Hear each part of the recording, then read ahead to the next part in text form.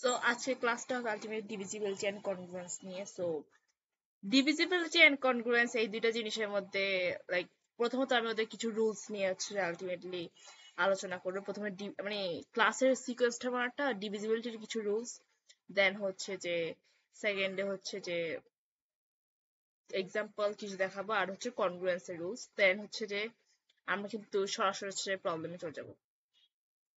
So এই দুটো করার পর হচ্ছে যে আমাদের আলটিমেটলি কাজ হচ্ছে যে প্রবলেমে ঢুকে যাবো, আমরা অনেক ধরনের প্রবলেম গুলো সলভ করবো। সেখান থেকে ইজিলি আমাদের হচ্ছে ডিভিজিবল এন্ড কনগ্রুয়েন্স রিলেটেড কিন্তু আইডিয়া ইজিলি হয়ে যাবে গিয়ে।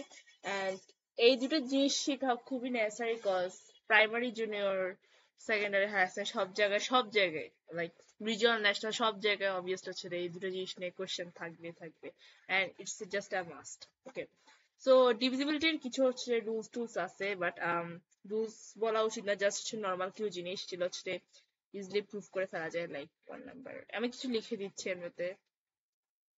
আচ্ছা, এটা দ্বারা বোঝা যাচ্ছে যে এক্স,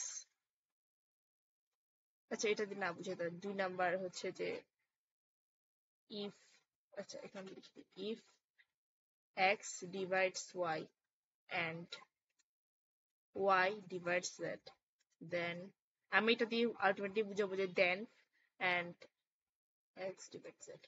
সো এটা এখানের মধ্যে হচ্ছে যে এটার মানে হচ্ছে যে ultimately X divides Z. So এটাই বুঝায় আলটিমেটলি এটা দিয়ে। সো এটার অর্থ হচ্ছে যে যদি এক্স ওয়াই কে ডিভাইড করে এন্ড ওয়াই যদি জেড কে ডিভাইড করে, দেন হচ্ছে এক্স জেড কেও ডিভাইড করবে। দেন 3 নাম্বার রুলস হচ্ছে যে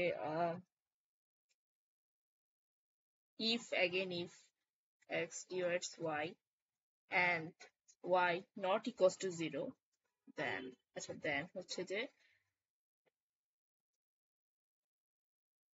এটা খুব ইম্পর্টেন্ট একটা জিনিস। লাইক অনেক সময় হচ্ছে অনেকে যারা হচ্ছে ইনইকুয়ালিটি নিয়ে হচ্ছে কাজ টাজ করে, তারা হচ্ছে যে এই জিনিসটাকে মনে রাখতে পারে।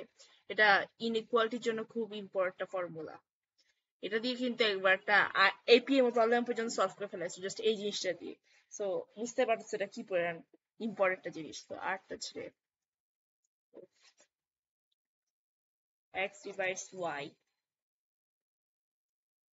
and x divides z, then x divides a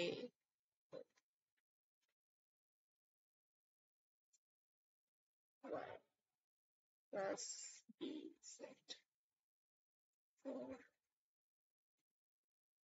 any integer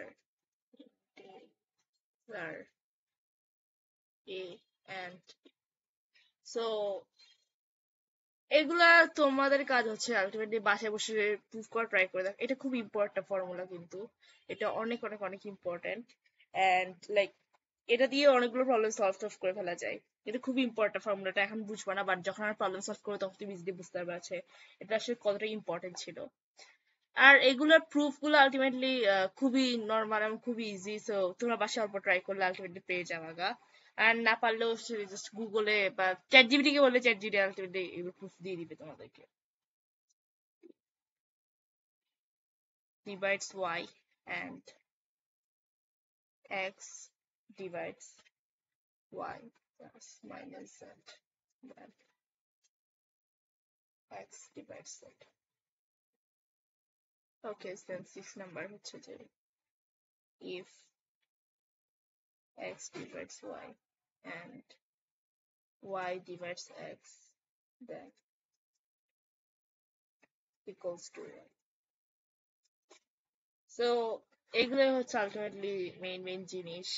এগুলা এগুলো হচ্ছে আলটিমেটলি কিছু ছোটখাটো ডিভিজিবিলিটি এর রুলস বলা যায়। এন্ড এগুলো হচ্ছে যে মেইন জিনিস। আরো কিছু আছে, লাইক 7 নাম্বারে আছে একটা, এটা হচ্ছে যে এটা আলটিমেটলি মানে কি বুঝায় সেটাকে বিভিন্নভাবে লিখে দিই।